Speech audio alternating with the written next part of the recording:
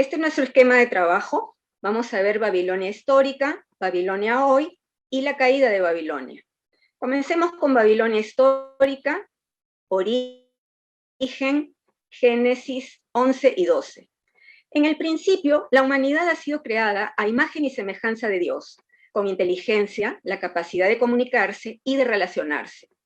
Ha sido dotada de habilidades, creatividad y también de un impulso de vida al que solemos llamar fuerza de voluntad.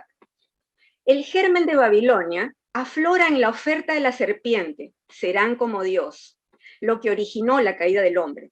La entrada del pecado en estos tiempos la podríamos comparar a la entrada de un virus al sistema humano, un virus letal que infecta toda la humanidad. Toda la buena obra de Dios quedó afectada, también los recursos naturales, así como la gestión del señorío humano sobre ellos, lo que trajo injusticias y violencia a la tierra.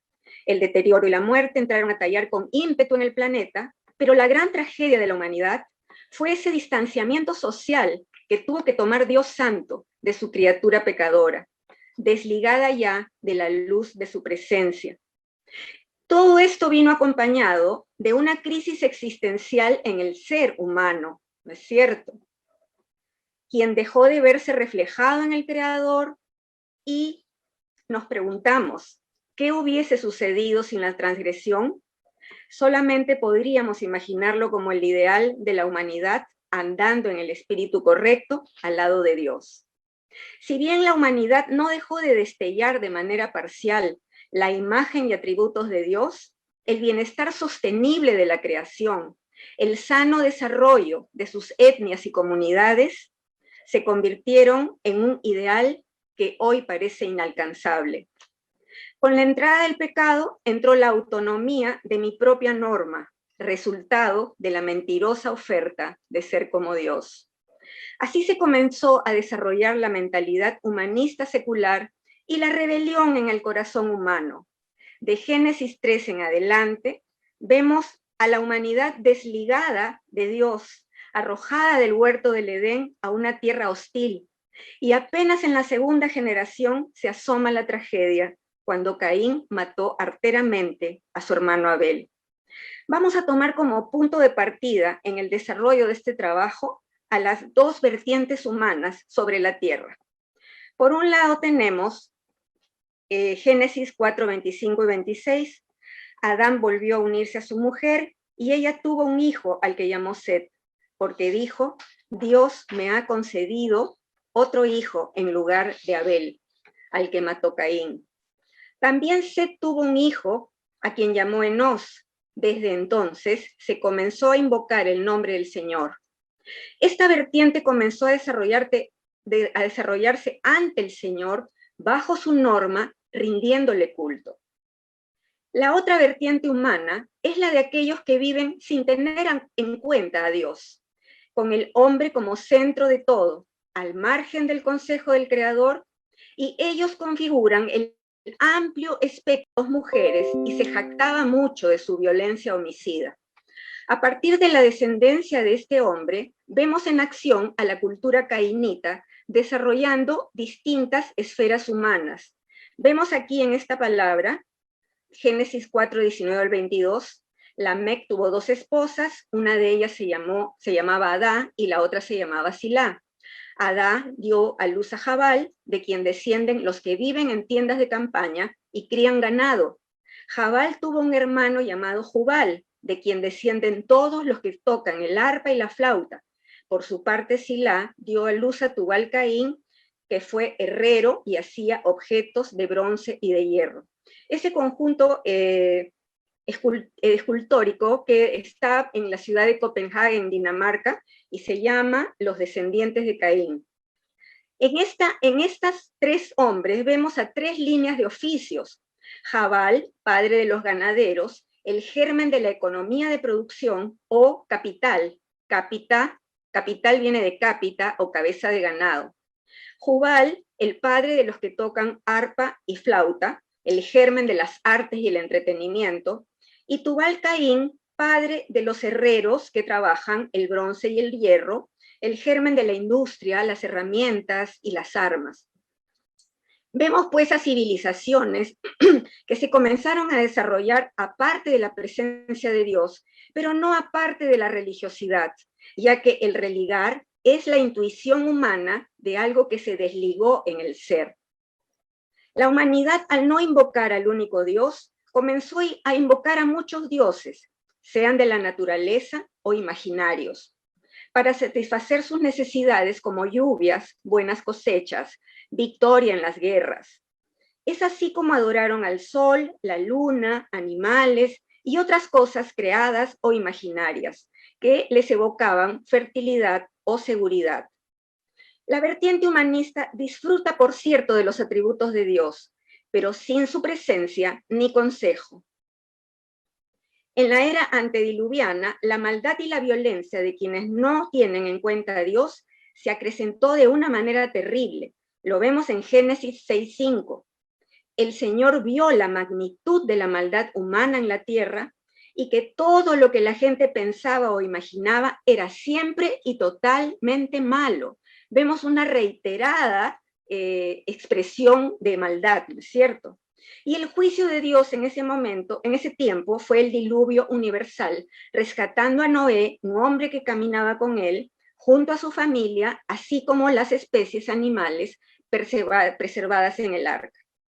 En la era postdiluviana, Noé y sus hijos constituyen nuevamente las etnias sobre la tierra.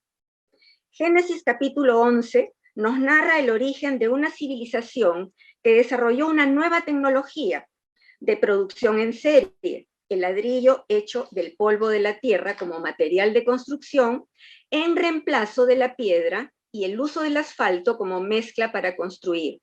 Esto sucedió en Mesopotamia, en la extensa llanura del Sinar, donde no hay montañas cerca que les provean de piedra. Esta es una muestra de cómo las carencias encienden el ingenio humano, llevándolos a aprovechar el recurso que tienen a la mano. Esto ocurrió en la ciudad de Babel. Vamos a ver ahora a la persona que impulsó esta ambiciosa empresa, un hombre llamado Nimrod.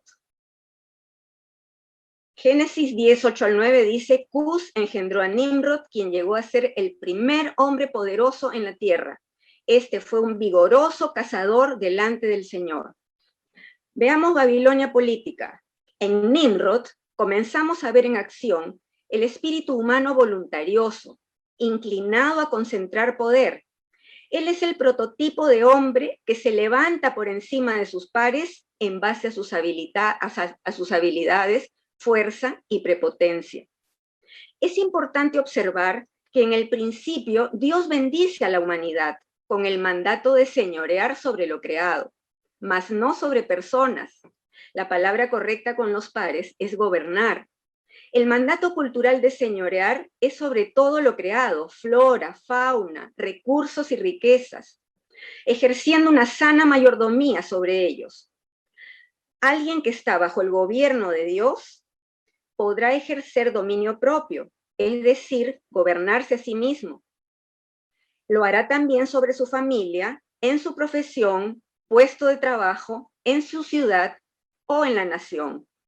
Notemos acá que es un gran problema humano en las comunidades el tener malas autoridades, gobiernos incorrectos. Es que el liderazgo eficaz pareciera ser una utopía. Y es que quizás ahí radicó el punto en donde más se revela el daño que ocasionó el pecado en la naturaleza humana. Al señalar la palabra que Nimrod era vigoroso cazador, resalta por un lado su carácter protector de la comunidad al librarla de las fieras, como también el de proveedor de alimentos y recursos obtenidos de la caza. Al decir delante del Señor, se refiere a una confrontación o desafío. Y por supuesto, al decir llegó a ser el primer hombre poderoso en la tierra o fue el primero en enseñorearse, se refiere a la acción de ese germen autoritario del hombre poderoso ejerciendo dominio absoluto a cambio de seguridad. son los rasgos característicos de los gobernantes en la configuración humanista secular. Es el patrón de enseñorear sobre las personas del modelo babilónico. Otra muestra de rebelión contra Dios es que luego del diluvio, Dios ordenó a Noé y sus hijos dispersarse y llenar la tierra. Sin embargo, nosotros vemos en Babel un afán de concentración de poder, de edificar la mega ciudad centralizada y expansionista, lo que devino posteriormente en la formación de imperios. Nimrod, el primer hombre poderoso en la tierra, funda, entre otras ciudades, Babel, palabra que significa confusión. Y aquí aparece bien descrito el espíritu de Babel. Génesis 11:4. Entonces dijeron: vamos, construyamos una gran ciudad para nosotros, con una torre que llegue hasta el cielo. Eso nos hará famosos y evitará que nos dispersemos por todo el mundo. Esta voluntariosa empresa nos muestra el orgullo humano exacerbado, edificando un sistema que pretende llegar al cielo, que actúa en alianza con el sistema de tinieblas, pues ellos se sienten divinos.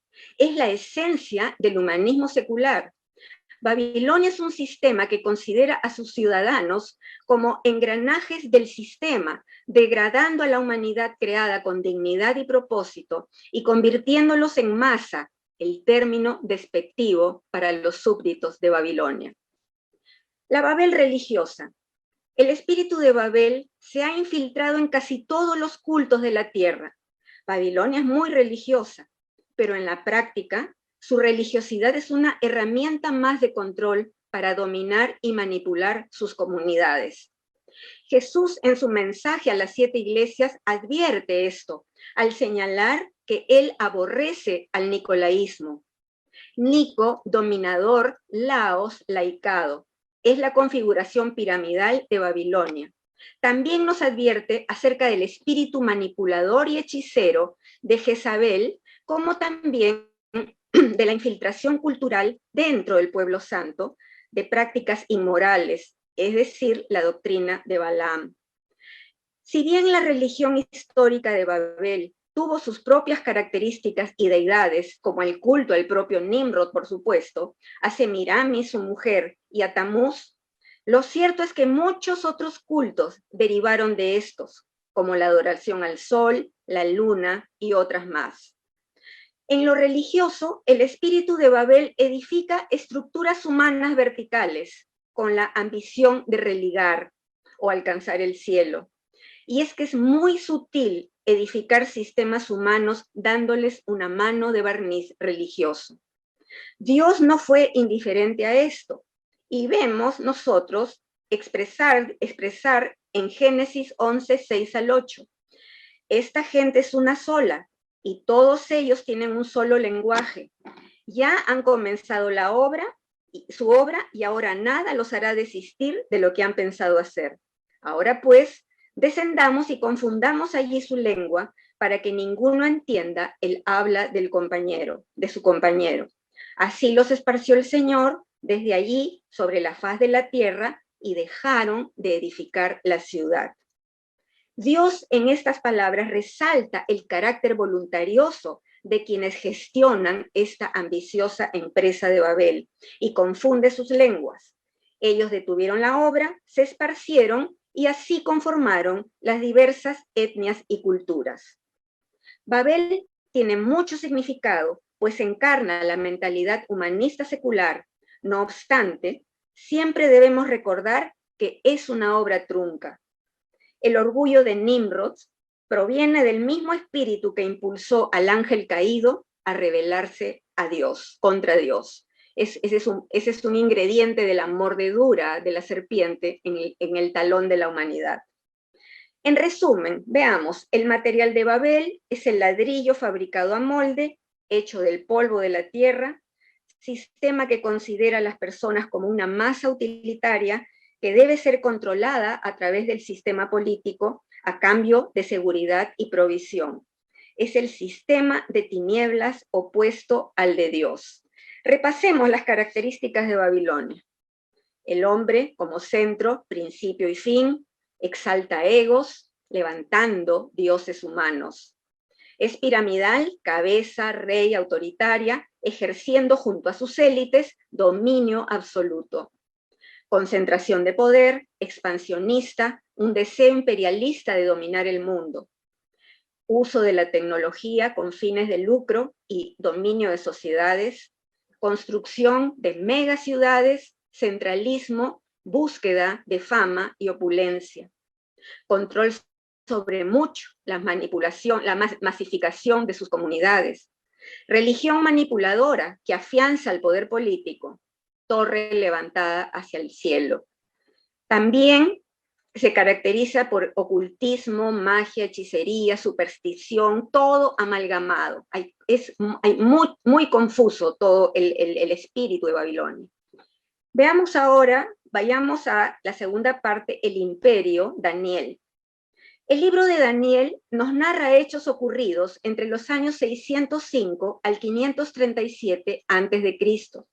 Abarca 68 años de la historia de Israel y relata también el auge del imperio babilónico. Este libro nos sitúa primero en Jerusalén, cuando Nabucodonosor la conquista y saquea, llevando cautivos a los jóvenes prometedores de Judá, entre ellos Daniel y sus amigos, quienes a pesar de ser capturados muy jóvenes y llevados al palacio del rey, de cambiarle sus nombres por otros nombres paganos y afectar su identidad, de ser educados en la cultura de Babilonia, ellos tomaron la firme decisión de guardar su identidad de judíos en el exilio y servir fielmente al único Dios, no contaminarse ni dejarse adormecer por ese sistema. Ellos no perdieron la fibra de su carácter de siervos de Dios, lo que los hizo destacar nítidamente entre los demás sabios de otras culturas de palacio. Nabucodonosor, final de cuentas, era un siervo de Dios para el tiempo del juicio de su nación. Recordemos siempre, Dios es soberano. Nosotros sabemos que la inquietud por el porvenir acompañó siempre a los seres humanos, sobre todo a los de la vertiente que no toman en cuenta a Dios. Este temor a lo desconocido llevó a la humanidad a explorar lo oculto, a buscar comunicarse con los muertos, a consultar agoreros y adivinos, prácticas, por cierto, abominables para Dios, quien decidió comunicarse con los suyos a través de su revelación y de la acción de sus siervos, los profetas. La palabra de Dios es la sabiduría de su pueblo. La oración es nuestro poderoso recurso para buscar su voluntad. Y era ahí donde radicó la sabiduría de Daniel y el gran prestigio que alcanzó en el imperio de Babilonia. Veamos un poco las tácticas de Nabucodonosor. Para engrandecer su imperio, él conquistaba naciones, tomando botín de guerra, riquezas y cautivos, en especial a los príncipes y los jóvenes más prometedores de cada cultura. Así él tenía en su palacio toda clase de consejeros, sabios, magos, astrólogos y agoreros. Nabucodonosor era una especie de headhunter de la antigüedad, reuniendo a los top de cada cultura al servicio de Babilonia. Este es el espíritu de Babilonia, muchas culturas reunidas en un conglomerado de saberes, creencias y supersticiones al servicio de su sistema. Una de las cosas más sorprendentes del libro de Daniel es el sueño de Nabucodonosor. Y esta es una sorprendente revelación geopolítica. El capítulo 2 de Daniel narra el sueño perturbador que tuvo el rey. Él llama urgente a su corte de sabios, pidiéndoles que le cuenten el sueño y su interpretación, bajo pena de muerte. Ahí vemos el carácter sanguinario de este imperio, ¿no? Al no poder hacerlo, ordena matar a todos, lo cual incluía a Daniel y sus amigos, pues había llegado el momento de actuar. Ellos no se preocupan, ellos se ocupan, oran a Dios para que les revele el sueño y la interpretación, y el Señor lo hace. Dios revela acerca del desarrollo y destino del conglomerado humanista secular de Babilonia representado en esa estatua. La palabra dice en Daniel 2, 31 al 35, en su visión, su majestad vio frente a sí una enorme estatua resplandeciente de un hombre. Daba terror verla. La cabeza de la estatua era de oro fino, el pecho y los brazos eran de plata, el vientre y los muslos de bronce, las piernas eran de hierro y los pies eran una mezcla de hierro y barro cocido. Mientras usted observaba, una roca de una montaña fue cortada, pero no por manos humanas. La roca golpeó los pies de hierro y barro y los hizo pedazos. La estatua quedó reducida a pequeños trozos de hierro, barro, bronce, plata y oro. Luego el viento se los llevó sin dejar rastro alguno, como la paja cuando se trilla el grano. Sin embargo, la roca que derrumbó la estatua se convirtió en una gran montaña que cubrió toda la tierra. Daniel le revela al rey que él es la cabeza de oro y que lo es porque Dios le ha dado el reino, poder, la fuerza, el honor y dominio sobre todos los lugares habitados por hombres, animales y aves. Él puso todo bajo su poder porque Dios es soberano. Luego de Babilonia viene otro reino inferior que ocupará su lugar, representado por el pecho y los brazos de plata. Luego otro, representado por el vientre y los muslos de bronce, dice surgirá para dominar el mundo. Luego otro muy fuerte, representado en las piernas de hierro, pero los pies de la estatua eran de hierro con barro cocido, una mezcla de materiales que no amalgaman, no se juntan, lo que significa que ese reino será fuerte y débil al mismo tiempo, y que se unirá mediante alianzas humanas. En el tiempo de estos reyes, Dios hará algo muy grande con la roca que cae, golpeando la estatua y haciéndola polvo que se lleva el viento, y estableciendo su reino eterno. Las copas y tazones fueron traídos, y bebieron en ellos el rey, sus mujeres, sus concubinas y todos los demás asistentes al banquete. Todos bebían vino y alababan a sus ídolos hechos de oro, plata, bronce, hierro, madera y piedra. Las tropas de Ciro acampaban a las afueras de la capital y este hombre confiaba en sus murallas, lo cual fue un gran error. Lo que sucede es tremendo. En el banquete aparece una mano escribiendo en la pared un extraño grafiti, Mene, Mene, Tekel, Parsin. Daniel le revela el significado. Mene, contar. Dios ha contado los días de su reinado y les ha puesto fin. Tekel, pesar. Usted ha sido pesado en la balanza y no dio la medida. Parsin, dividir. Su reino ha sido dividido y dado a los medos y persas. Esa misma noche mataron a Belsasar y Darío el Medo se apoderó del reino. Con el rey Belsasar observamos la fragilidad de las dinastías humanas, ya que él no daba la talla de su abuelo.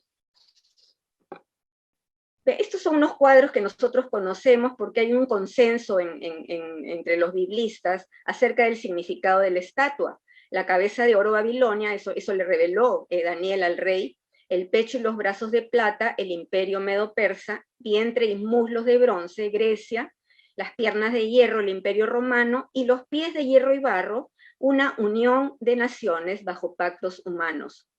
El sueño de Nabucodonosor se asemeja muchísimo a la visión de Daniel 7, en las que él ve a 4 bestias enormes que surgen del mar. El mar representa las naciones en el lenguaje bíblico. Y estas bestias representan los grandes imperios humanistas. Por cierto, muchos de estos imperios pasaron, pero sus espíritus y características subsisten. Veamos algunos de ellos. Babilonia, ya lo vimos, exalta la gloria y el poder humano, recluta sabios, magos, hechiceros de toda cultura. En lo religioso, pues fomenta un conglomerado de cultos, ¿no? Nabucodonosor llegó a considerar a Dios como un gran Dios, pero igual lo puso como uno más. Entonces ese es algo muy sutil. Los medo-persas aportan un avanzado cuerpo de leyes, un sistema administrativo ordenado. Grecia, y este es algo muy interesante, Siempre nosotros decimos el imperio griego tuvo corta duración porque Alejandro Magno murió joven y se dividió en 4, ¿no? Sin embargo, hay que ver algo. El pensamiento griego preñó al mundo entero, influyendo también en la iglesia. Recordemos a Juan, a los primeros evangelistas, advirtiendo del gnosticismo y de todo ese pensamiento griego que entraba a la iglesia, ¿no? Y es que debemos comprender que este reino de bronce que corresponde al vientre y los muslos, en el vientre y los muslos pues está el sistema reproductor. Por eso dice en la revelación Daniel que ese imperio ejercerá dominio del mundo. Y por último, Roma, ¿no? Poderío militar, expansionismo, esa autoridad divino suprema del César encarna al Estado Dios, la Pax Romana, esa extraña paz conseguida por la fuerza. Ellos son enemigos de toda revuelta, por lo cual desarrollaron tácticas de manipulación de masas mediante un entretenimiento de baja calidad, ¿no? La antigua táctica del pan y circo. Todos estos espíritus y características se fusionan en el humanismo secular. Y en Apocalipsis 13, Juan ve las visiones, tiene una visión de todas estas bestias unificadas, ¿no? Ahí vemos un pequeño dibujo. Todas estas bestias amalgamadas en un solo monstruo o bestia que surge del mar, lo que nos habla del imperio global del anticristo. Ahora, ¿qué cosa hacemos nosotros los creyentes con toda esta información? Veamos.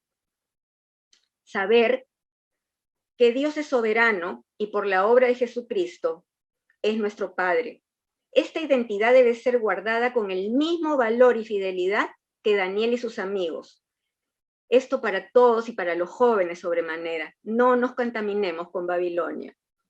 Saber que Dios consuela y revela a quienes lo buscan de corazón. Daniel fue consolado en el tiempo de incertidumbre que le tocó vivir a causa del pecado de su nación. Busquemos nosotros su rostro para recibir revelación.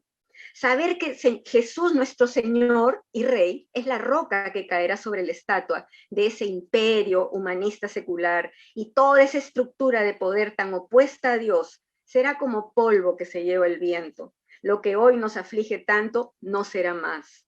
Saber que los espíritus de esas bestias unificadas impregnan a las élites de los sistemas de poder que acechan al mundo, afligiendo a los que son de Dios, dando la impresión que las tinieblas se ciernen amenazantes sobre la humanidad.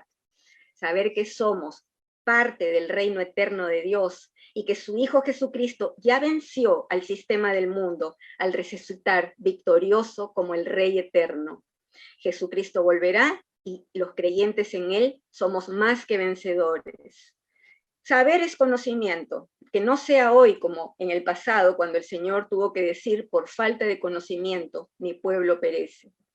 Veamos ahora, son 2 reinos, Babilonia, el sistema del mundo, autonomía bajo Satanás, el adversario de Dios, y el reino de Dios, la vertiente de los que invocan a Dios en la tierra, bajo Jesucristo Rey. Veamos ahora Babilonia hoy. Tenemos este cuadro, vamos a ver Babilonia política, Babilonia económica y Babilonia religiosa. Babilonia política. Hace 100 años, al final de la Primera Guerra Mundial, hubo un intento fallido de crear la Liga de las Naciones. Hace 75 años, luego de la Segunda Guerra Mundial, se creó la Organización de Naciones Unidas con sus agencias especializadas, como por ejemplo la OIT Trabajo, OMS Salud, UNESCO Educación, Ciencia y Cultura, FAO Alimentación y Agricultura, etcétera, ¿no? Con fondos, apoyados por fondos como el Fondo Monetario Internacional, UNICEF, Fondo para la Infancia, etcétera, ¿no? En los últimos años, la Organización de Naciones Unidas ha impulsado vigorosamente las llamadas políticas de género, enfocadas en los sistemas educativos y las políticas de salud pública de las naciones.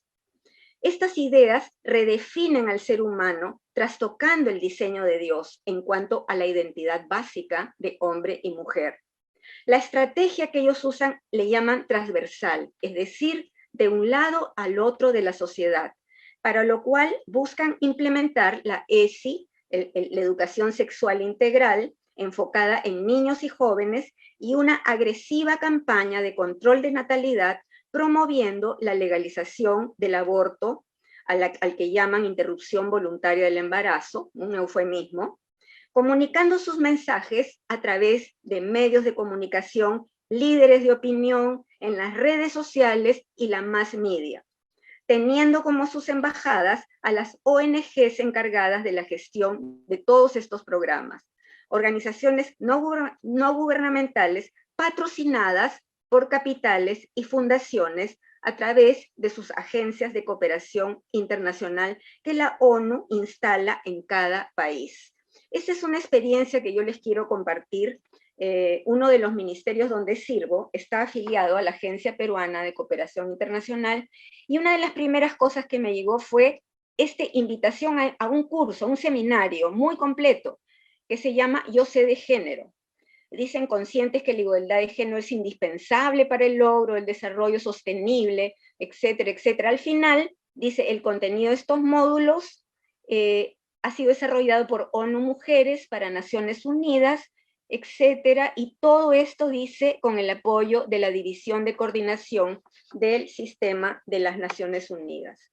Naciones Unidas también hace unos años está impulsando lo que llaman el Plan de Acción 2020-2030, Plan de Acción 2030, los Objetivos de Desarrollo Sostenible o las ODS, ¿no? Y aquí vemos los puntos: fin de la pobreza, hambre cero, salud y bienestar, educación de calidad, igualdad de género, agua limpia, energía asequible, trabajo decente, es decir, Dios mío, solución de todos los problemas del mundo.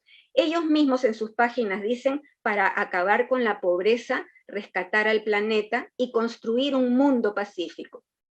Este organismo supranacional y su ambicioso plan a 10 años moviliza gran cantidad de recursos humanos y económicos, señalando la meta de un mundo pacífico y también el rescate del planeta, lo que nos da a entender que están tomando las riendas del mundo, apuntando a la solución definitiva de los grandes problemas de la humanidad con acciones altruistas de corte global.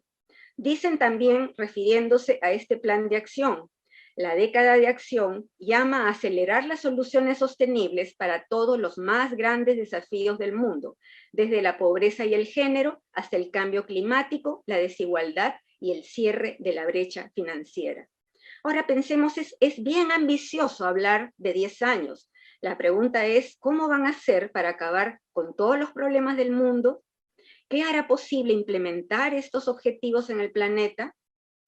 Si la respuesta a la crisis de la Primera Guerra Mundial se intentó crear la Liga de Naciones, y años después, luego de la crisis que dejó en el mundo la Segunda Guerra Mundial, se echó a andar la ONU, la respuesta lógica sería: necesitamos una nueva gran crisis. A partir del año 2020, primer año del plan ODS, la humanidad está viviendo una de las situaciones más extrañas de la historia reciente. El mundo entero adoptó un hashtag en común: quédate en casa. Los gobiernos declararon estado de emergencia con recorte de derechos, así como una cuarentena obligatoria para sanos, no para enfermos, como es en realidad las cuarentenas. Veamos algo acerca de la Organización Mundial de la Salud. Esta organización dice en sus propias páginas, se encarga de gestionar políticas de prevención, promoción e intervención en salud a nivel mundial. Hace unos años, el 11 de junio del año 2009, declararon una pandemia con la aparición del virus H1N1, causante de la gripe A o gripe porcina, generando una expectativa de desastre y muerte que no llegó a suceder. El 30 de enero del año pasado, 2020, declararon la epidemia del COVID, y el 11 de marzo una pandemia, empujando a las naciones a medidas extremas, y la vida como la conocemos se detuvo. La economía, la educación, los viajes, el comercio, todo se puso en pausa, a partir de una discutible dicotomía entre preservar la vida o la economía. La aparición de este virus, por supuesto, generó pánico, se le quitó la denominación de gripe, lo que quizás hubiera ofrecido mejores pistas acerca de su tratamiento. Las noticias alarmantes y poco claras hablaban de un supervirus que acechaba a la humanidad por aire, mar y tierra. La Organización Mundial aconsejó un primer protocolo: quienes tengan síntomas, tomen paracetamol y aíslense. Aconsejaron expresamente no usar antiinflamatorios y señaló a los cuerpos médicos a no realizar autopsias, sino incinerar a los fallecidos por el virus.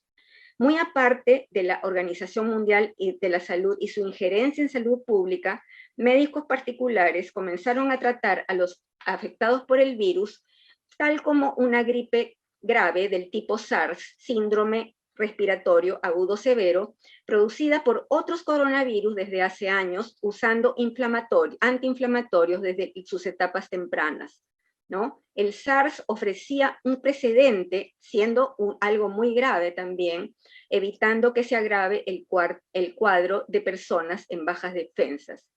Mientras que los protocolos médicos de salud pública siguieron los consejos de la Organización Mundial de la Salud, sus postas y hospitales comenzaron a colapsar velozmente ante la cantidad de pacientes que llegaban con un cuadro avanzado de la enfermedad. Por otro lado, médicos italianos, por iniciativa propia, comenzaron a realizar autopsias a los fallecidos, determinando que la muerte de los infectados se debía a una tormenta de citoquinas desatadas por una inflamación descontrolada no tratada a tiempo. El enfoque se puso entonces en conseguir la vacuna contra el virus, lo que desató una vertiginosa carrera tecnológica de grupos científicos y empresas farmacéuticas. La ONU ofrece una estructura de gobierno global con ministerios para cada esfera humana y con el marco legal de la Declaración Universal de Derechos Humanos. El vehículo para implementar estos proyectos ha sido la ideología progresista. Todas estas ideas han avanzado en el mundo de una manera soterrada, pero muy bien articulada. La tendencia de los últimos 50 años ha sido difuminar los límites entre las naciones, entre los sexos con el enfoque de género y también entre lo que es bueno y lo que es malo. Este espíritu es anticristiano, ya que Dios siempre señaló con claridad los límites, en especial los morales. La contraparte humana de Nimrod, y eso lo tenemos que tener presente los creyentes, es Abraham, nacido también en Babilonia, el padre de la fe en Dios, de cuya simiente desciende el Rey Jesucristo y de la cual por la fe descendemos los creyentes. Jesucristo, la roca, establecerá su reino eterno. Dios es soberano. La presente crisis de salud ha removido los cimientos del planeta, generando un sacudón global. Si bien el virus de Wuhan pudo haber salido de un laboratorio, lo que debiera llamarnos la atención como creyentes es lo que se ha gestado por años en otro tipo de laboratorios, los laboratorios de ingeniería social. La táctica de pan y circo de Roma para controlar y lavar el cerebro de las masas se ha afinado muchísimo. Babilonia ve masas donde nuestro Señor Jesús vio con compasión a ovejas sin pastor, una multitud de personas mal organizadas y desamparadas por sus figuras de autoridad. La principal arma de las guerras psicológicas es el temor, con el que manipulan y controlan. La pandemia ha cambiado la vida como la conocíamos y observamos que empezaron a faltar muchas cosas, pero hay algo que no faltó: el entretenimiento. El autor Aldous Huxley, en su libro Un Mundo Feliz, escrito en 1932, dijo esto, y cito: una dictadura perfecta tendría la apariencia de una democracia, pero sería básicamente una prisión sin muros, en la que los presos ni siquiera soñarían con escapar. Sería esencialmente un sistema de esclavitud en el que, gracias al consumo y al entretenimiento, los esclavos amarían su servidumbre. Entreteniendo la masa. El sistema del mundo da al entretenimiento un enorme valor, y eso lo notamos en la distorsión entre lo que gana un deportista de élite, un artista de cine o Netflix, cantantes, influencer, frente al trabajador común, quien probablemente no gane en toda su vida lo que ellos reciben en un campeonato, concierto, serie o película. Los sociólogos están señalando una galopante trivialización de todo, junto con la adicción a distracciones, sobre todo las que ofrecen un universo sensorial paralelo, como lo llama el autor Neil Postman en su obra, publicada en el año 1985, que esta obra ha sido muy vendida durante esta pandemia. Se llama Divertirse hasta morir. Cito: ¿será cierto que la gente ha sido privada de su capacidad de pensar y reducida a un estado de imbecilidad tan profundo como para que no anide en ella siquiera débilmente un resto de conciencia moral y una necesidad de verdad en medio de la búsqueda permanente de distracciones? Otro autor, George Orwell, en su libro famoso, 1984, habla de un concepto que él denomina el doble pensar, algo así como saber y no saber, ser consciente de la verdad mientras se dicen mentiras finamente elaboradas, sostener simultáneamente dos opiniones que se anulan entre sí, aún sabiendo que son contradictorias. Las nuevas generaciones han sido particularmente susceptibles al engaño de las tinieblas al ser amamantados desde muy pequeños por la mass media. No es fácil definir estas cosas o comprenderlas, como muchos de los asuntos de las tinieblas, pero quienes sí debieran entenderlo son los que Jesús señaló como la luz del mundo. Sin embargo, la Iglesia también se vio afectada por Babilonia. El nicolaísmo, que aborrece Jesús, genera también una masa, término doblemente indigno cuando se refiere a los redimidos de Dios. Hay iglesias adormecidas, creyentes con poco conocimiento bíblico, atornillados a los mecanismos de evasión de la vasta oferta de entretenimiento de Babilonia, como sucedió con el rey Belsasar, celebrando en su mundo paralelo cuando sus enemigos estaban acantonados en las puertas de la ciudad. Él no dio la talla. ¿Lo haremos nosotros? Veamos algo de la Babilonia económica. La esfera de la economía está controlada hoy en día por las decisiones de grandes élites empresariales, de banqueros internacionales, los magnates del mundo digital, las empresas farmacéuticas, así como las de comunicación y entretenimiento. Ellos dan mensajes al mundo y aún se atreven a profetizar. Se hizo muy común al principio de la pandemia un video de una charla TED que dio Bill Gates en el año 2015.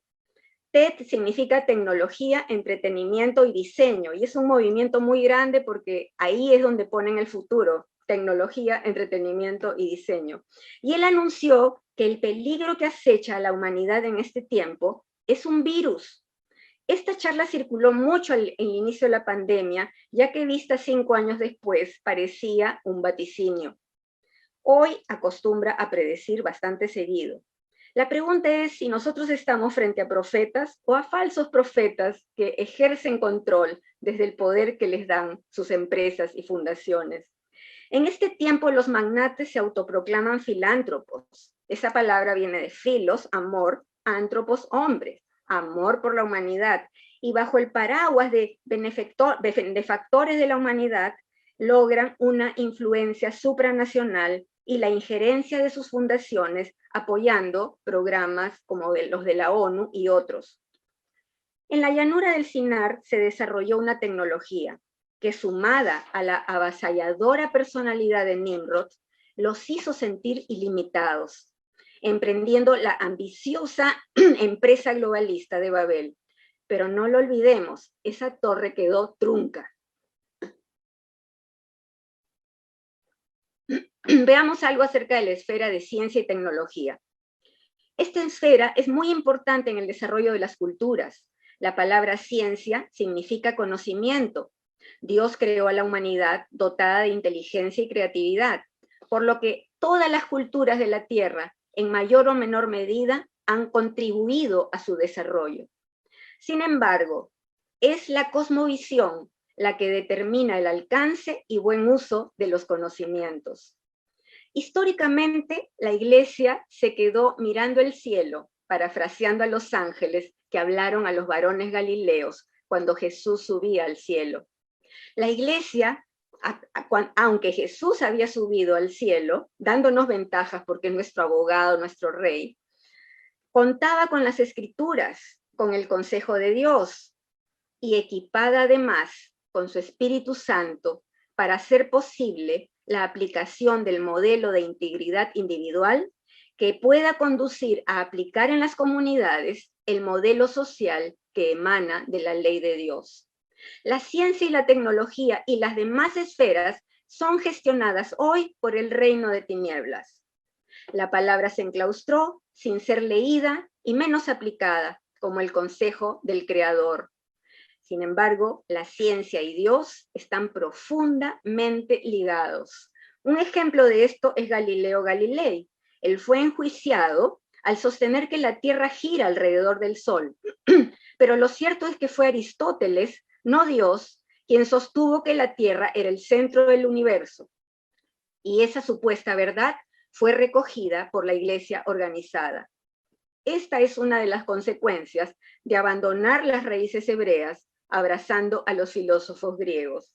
El espíritu de Grecia que entró en la Iglesia sigue siendo muy influyente en el pensamiento de la humanidad. La gestión de los recursos naturales, los avances científicos y tecnológicos conciernen al mandato cultural de Génesis y debieran enfocarse al bienestar de la humanidad. Esa meta que la Iglesia soltó parece haber sido recogida por la ONU y sus Objetivos de Desarrollo Sostenible. Hoy en día, los descubrimientos científicos son desarrollados por grandes empresas que patentan sus tecnologías con fines de lucro. Los científicos, los técnicos, los sabios de nuestro tiempo, como en los tiempos de Nabucodonosor, son reclutados por imperios empresariales, ya no como cautivos, sino como una élite de asalariados dorados, bajo fortunas que llegan a superar el PBI de algunas naciones. Veamos algo de la industria farmacéutica, la Big Pharma. Desde los antiguos alquimistas que buscaban la piedra filosofal para la vida eterna, al transhumanismo de hoy que persigue lo mismo, desde la farmaqueia, palabra griega que se traduce como hechicería, a la industria farmacéutica de hoy, lo que podemos decir es que científicos ganadores de premio Nobel sostienen que la industria farmacéutica podría solucionar algunos de los problemas de salud que aquejan a la humanidad, pero que más rentable resulta vender sus medicinas de tratamiento que los médicos de este tiempo, educados por las empresas farmacéuticas, dicen a sus pacientes que deben usar de por vida. La poderosa Big Pharma está involucrada también en la educación a través de importantes institutos y universidades enfocadas en la medicina y en la investigación. Laboratorios farmacéuticos negocian hoy en día con las naciones a través de sus entidades de salud pública para colocar de forma masiva sus productos. No se queda atrás tampoco la industria bioquímica, como la oscura Monsanto, que no solo desarrollaron armas químicas, sino también las llamadas semillas mejoradas o transgénicas. Génesis 1:11. Después Dios dijo que de la tierra brote vegetación, toda clase de plantas con semillas y árboles que den frutos con semillas. Estas semillas producirán a su vez las mismas clases de plantas y árboles de los que provinieron. Y esto fue lo que sucedió. Dios garantizaba la continuidad de la producción agrícola sobre la tierra con la presencia de las semillas, pequeños granos que contienen dentro de sí el potencial y capacidad de germinar, producir y reproducirse. Esta es la verdadera sostenibilidad del dador de vida. Por otro lado, también se está manipulando la simiente humana, el comercio de bebés a través de la gestación subrogada. Realmente se están tocando cosas muy sagradas del Creador. Por otro lado, la obsesión de Babilonia, desde Malthus en 1789, con su ensayo sobre la ley de la población, se anuncia que la población crece y la provisión de recursos del planeta se acabarán. Como ideas tienen consecuencias, esto generó un pánico de superpoblación y la idea de reducir drásticamente la población del planeta. La tesis del cambio climático señala a la humanidad como el virus que genera el calentamiento global. Todas estas son mentiras de las tinieblas que quitan a la humanidad la dignidad expresada en el mandato cultural de Génesis. Todo esto sumado a las políticas de salud pública de Naciones Unidas, la perspectiva de género, el aborto libre y la eutanasia como supuestos derechos de las personas, vemos que reina la cultura de la muerte, desafiando al Dios de la vida. Los avances científicos son evidentes, pero sin un salvador, la humanidad es presa fácil de la codicia, búsqueda del poder y el desamor del que todo lo percibe utilitario. La naturaleza caída ha sido el motor para este tipo de ciencia deshumanizada. Proverbios 27:20, la muerte, el sepulcro y la codicia del hombre jamás quedan satisfechos. Veamos algo de Babilonia religiosa. Los relatos de Babilonia cuentan que Nimrod, que era el dios de su cultura, se casó con Semiramis. Tiempo después, ella queda embarazada, asegurando que concibió a su hijo de los rayos del sol. Cuando nace Tamuz, ella afirma que él era la reencarnación de Nimrod y decreta que ambos debían ser adorados como dioses. Tamuz, el dios del sol, y ella como la reina del cielo. Veamos cómo esto penetró al mismo templo del pueblo de Dios, antes del juicio severo de Dios en tiempos del reino dividido. Ezequiel 8:14, me llevó a la puerta norte del templo, y ahí había mujeres sentadas llorando y presentando sus necesidades ante su dios Tamuz, al que consideran dios de la fertilidad. Jeremías 7:17 y 18, ¿no ves lo que ellos hacen en las ciudades de Judá y en las calles de Jerusalén? Los hijos recogen la leña, los padres encienden el fuego, y las mujeres preparan la masa para hacer tortas y ofrecerlas a la diosa que llaman Reina del Cielo. Me ofenden además ofreciendo vino a dioses extraños. Vemos cómo estos cultos paganos se filtran aún en el pueblo de Dios. Y de estos cultos derivaron mucho más, el de Baal, Astarte, Moloch, del sacrificio de bebés. Podríamos decir que Moloch es el dios de empresas como Planet Parenthood, ¿no? Que es la gran industria del aborto en el mundo. Los cultos cananeos, el culto al sol y la luna, presentes en regiones tan lejanas entre sí como Japón, el imperio del sol naciente, Egipto con Ra, los incas con su dios Inti, sol. De manera sutil, todos estos cultos se han infiltrado en el cristianismo, adaptando tradiciones y festividades paganas al culto de Dios. Por toda esta confusión, nosotros sabemos que la referencia más segura que tenemos es la palabra de Dios. Es la fuente más segura que nosotros tenemos. El sincretismo en Latinoamérica tuvo como resultado naciones culturalmente religiosas, pero donde reina la corrupción. Dios no comparte su gloria con nadie. Veamos algo de Babilonia y la Iglesia unificada. Desde hace varias décadas entró a la cultura del mundo la nueva era, o New Age, promovida por círculos esotéricos. Esta es una práctica de meditación cósmico-religiosa que amalgama los credos, afirmando que Dios toma diferentes nombres y formas, pero que en esencia son lo mismo. Esto confundió la cosmovisión de muchos creyentes que adoptaron a la fe aspectos y conceptos de otras creencias. Esta especie de todo vale espiritual afectó la mentalidad a lo que ya comenzamos a ver hoy. Babilonia y el culto unificado. Quiero mostrar un poco el enfoque de las Naciones Unidas en materia religiosa. Esta foto, en el año 1952, en la sede central de Nueva York, construyeron el Salón de la Meditación, con un altar de piedra de magnetita y un cuadro abstracto en el fondo que encierra diversos enigmas esotéricos, según los entendidos. La idea era que todos se sientan cómodos de rendir culto a sus divinidades en este salón. Ahora, el concepto unificador no es nuevo. Nabucodonosor tenía en su palacio una corte de sacerdotes, hechiceros, magos, sabios, de todos los cultos y culturas. A todos les consultaba. Él pudo llegar a reconocer la superioridad del Dios de Daniel, pero igual incluía al Altísimo en el paquete de los dioses.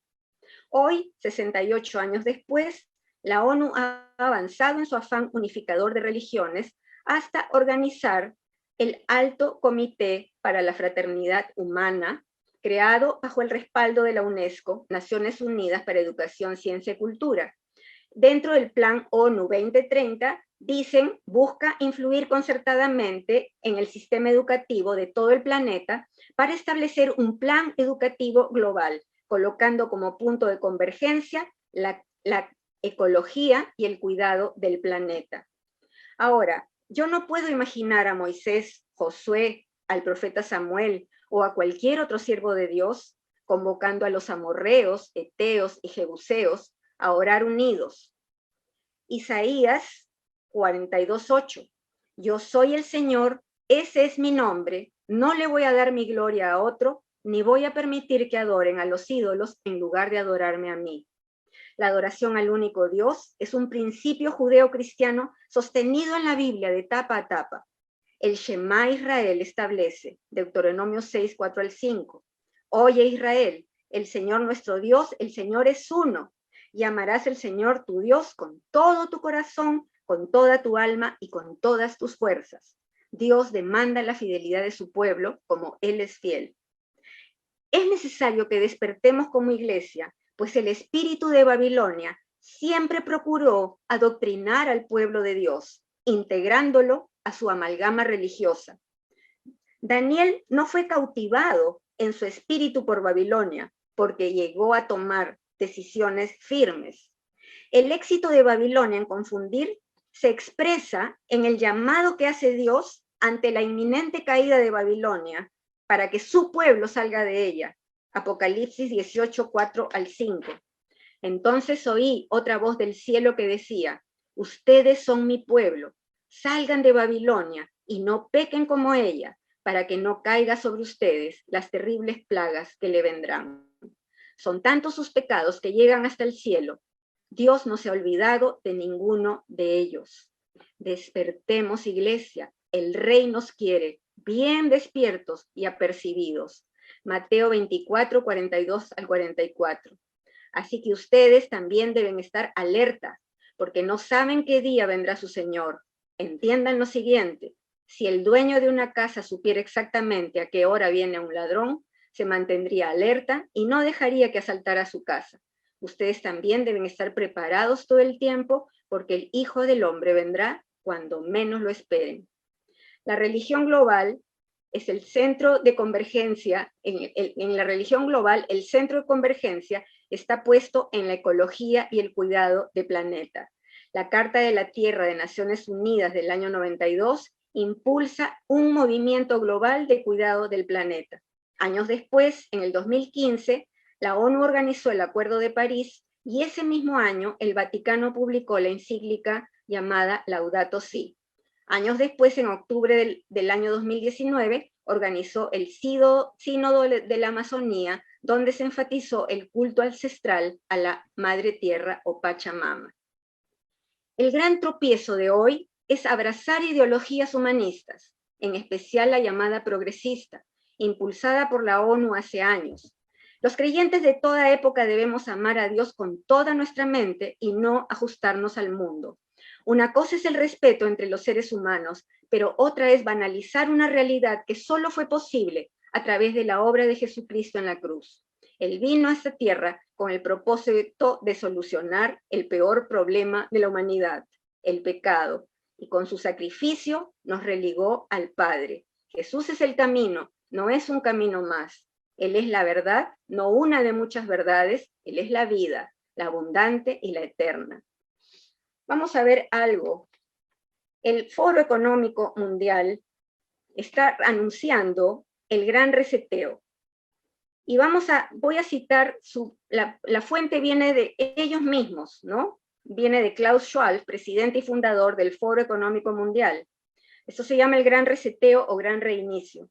Él dice, la pandemia representa una oportunidad inusual y reducida para reflexionar, reimaginar y reiniciar nuestro mundo, forjar un futuro más sano, más equitativo y más próspero. Profesor Klaus Schwab, fundador y presidente del Foro Económico.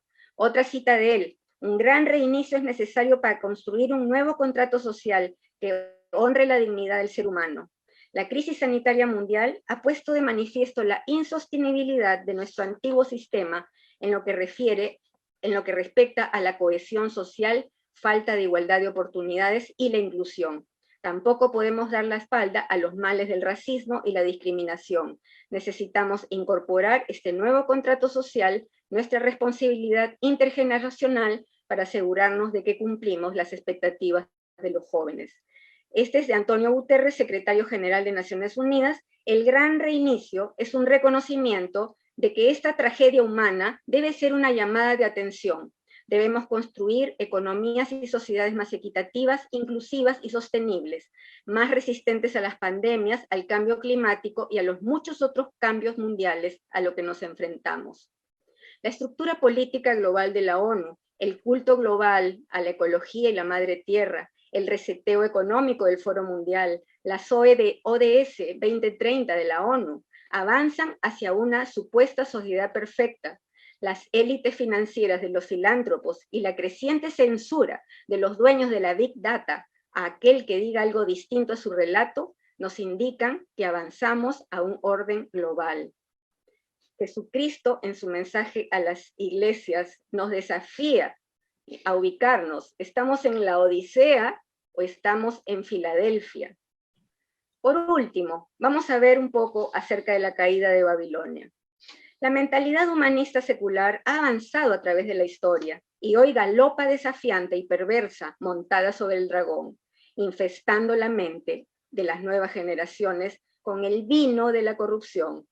Babilonia es la cultura que prevalece, difuminando los límites de Dios, profundamente anticristiana y acusando a los creyentes de ser odiadores e intolerantes.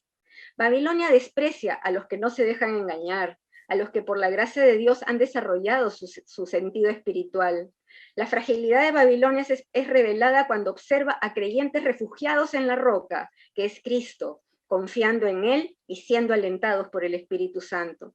Babilonia se intimida con el cristiano que entiende que las bienaventuranzas parecen contradictorias, pero que son en realidad el anuncio de la victoria final de los que confiaron en Jesús. Babilonia se sabe vencida, por eso su odio contra la humanidad se ha exacerbado.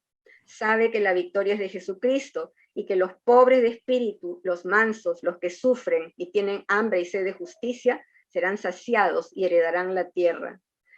La palabra nos dice que en un instante, y que el juicio sobre ella será muy fuerte, le dará el doble de todo, ¿no? Se convertirá en habitación de demonios, ¿no? ¿Por qué? Por todo el engaño que han desplegado, ¿no? En un instante esa estatua humanista será nada, pero habrá quienes se alegren, los santos, los santos. Veamos ahora algo interesante. La caída súbita de Babilonia nos muestra que es como si todo este sistema del mal hubiera sido una puesta en escena del mentiroso. La seductora Babilonia era una fachada de apariencias, una ramera siempre dispuesta y de fiesta, levantando su copa de vino de inmundicia, lista para brindar quienes se fijan en ella, y fueron tantos. En cada generación Babilonia tuvo sus modas, sus agentes, sus servidores. Sal de ella, pueblo del Dios vivo. Entonces todo parece cobrar sentido. Dios actuando a favor de su pueblo desde la antigüedad, organizándolo, dándole su ley. Ahora entendemos la pasión de Dios por disciplinar a su pueblo rebelde y el plan maestro de enviar a su Hijo Jesús. Ahora entendemos lo duro que fue el plan de salvación, todo el sufrimiento, rechazo y dolor a favor de la humanidad, de los pobres de espíritu que lo recibimos como Señor. Todo cobra sentido, pues Babilonia con toda su soberbia caerá en un instante, mas el pueblo de Dios se gozará por toda la eternidad. Enfoquémonos en la misión, prediquemos el evangelio de la gracia y la salvación. Lucas 21-28, cuando esto comience a suceder, anímense y levanten la cabeza, porque su redención estará cerca. Apocalipsis 22-20-21, aquel que es el testigo fiel de todas estas cosas, dice, sí, yo vengo pronto, amén, ven Señor Jesús, dice el pueblo, que la gracia del Señor Jesús sea con el pueblo santo de Dios. Muchas bendiciones.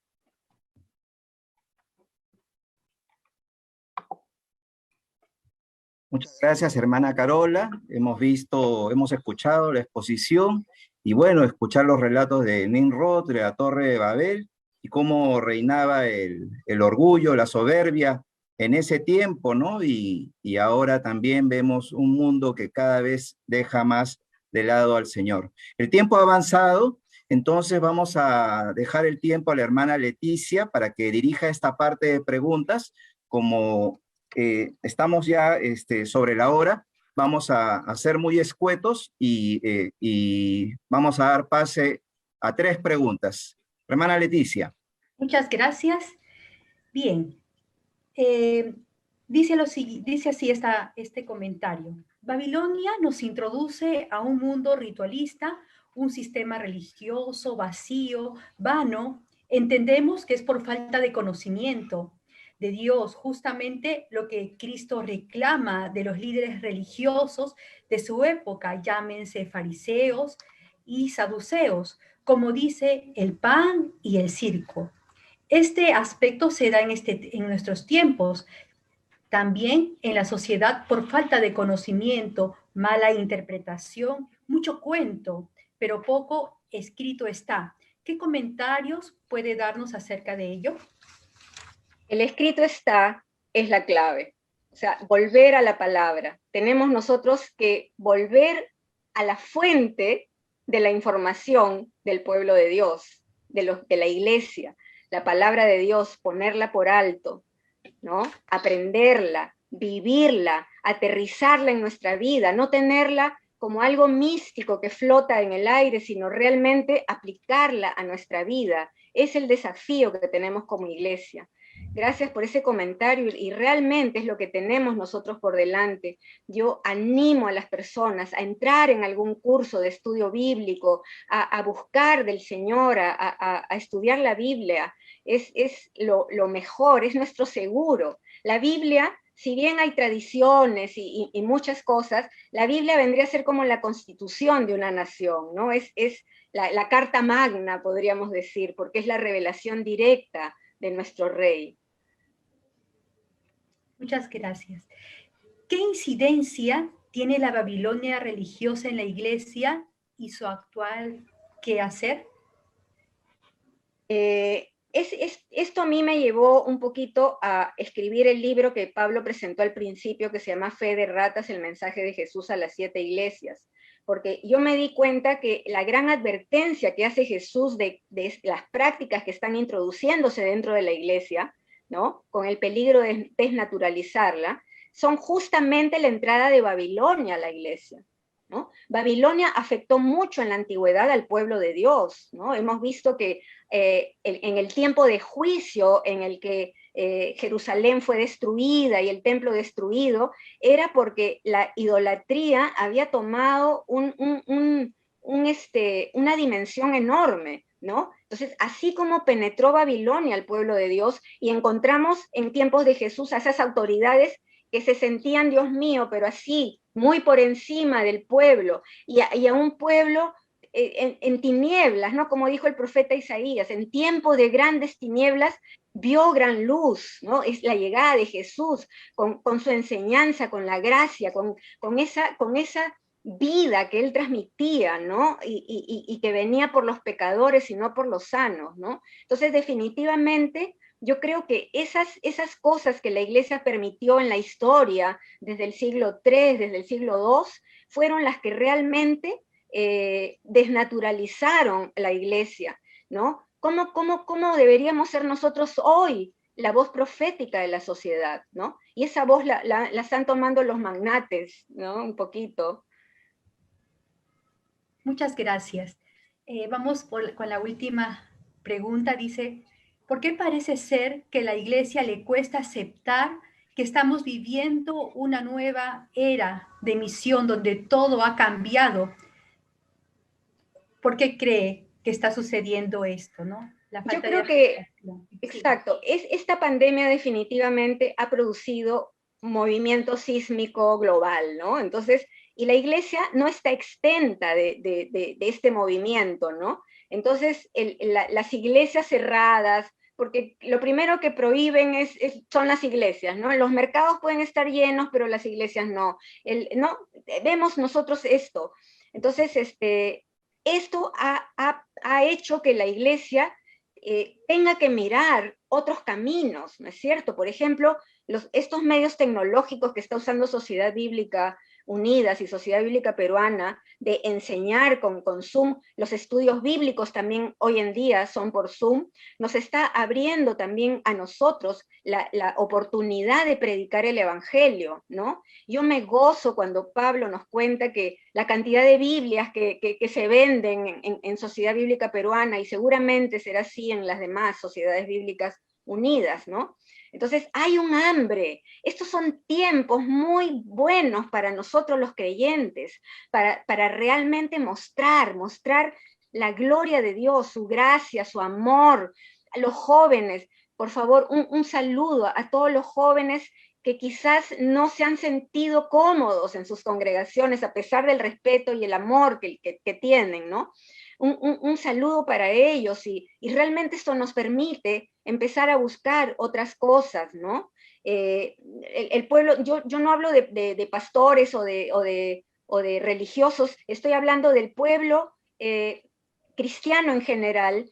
Debe haber muchos jóvenes que tengan una vocación política, una vocación en ciencia y tecnología, entonces retomar las esferas de la sociedad, pero con el consejo de Dios. O sea, esa es la sabiduría que nosotros tenemos, y desde la antigüedad la palabra nos dice que esa será tu sabiduría y tu inteligencia delante de las demás naciones, ver que tienen un Dios tan cerca a ellos, ¿no? Entonces, el mensaje que gracias a Dios estamos en concordancia con Sociedad Bíblica Peruana y las sociedades bíblicas es: ánimo, Dios es soberano, y a pesar de todo el dolor que nos tiene, como comentaba con Pablo hace un rato, nos tiene orando a todos por esta plaga, para que cese, para que se vaya, para que den con la solución. Hay tantas cosas por las que tenemos que orar, ¿no? Unidos como pueblo de Dios.